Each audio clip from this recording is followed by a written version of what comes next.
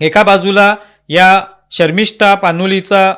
समर्थन करणारा एक वर्ग आहे आणि दुसऱ्या बाजूला तिचा विरोध करणारा वर्ग आहे. पण याच्यामध्ये असं दिसून येतं की एकीकडे या तरुणीने, म्हणजे ही तरुणी एक इन्फ्लुएन्सर आहे, एक्सवर किंवा इंस्टाग्रामवर तिचे अनेक फॉलोअर्स आहेत, जवळपास 1-1 लाख फॉलोअर तिचे आहेत आणि त्यामुळे सातत्याने ती वेगवेगळ्या विषयांवर बोलत असते, अत्यंत टोकदार भाष्य करत असते. अशा वेळेला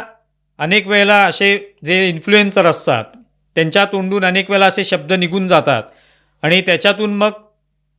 गदारोळ समाजामध्ये निर्माण होतो, टीका होऊ लागते. तशाच पद्धतीने तिने विधान केलं आणि त्यानंतर मग या वजाद खान या व्यक्तीनेही तक्रार दाखल केली की आमच्या नबीच्या विरुद्धामध्ये किंवा आमच्या इस्लाम धर्माच्या विरोधामध्ये अशा पद्धतीची टिप्पणी कोणी केली तर आम्ही सहन करणार नाही, तिला तात्काळ अटक करा, अटक केली नाही तर आम्ही ताब्यात घेऊ वगैरे अशा पद्धतीची भाषा अशा काही संघटनांनी, अशा काही लोकांनी वापरायला सुरुवात केली आणि त्यानंतर आता तिला अटक करण्यात आलेली आहे, ताब्यात घेण्यात आलेलं आहे आणि न्यायालयीन कोठडीत तिला ठेवण्यात आलेलं आहे.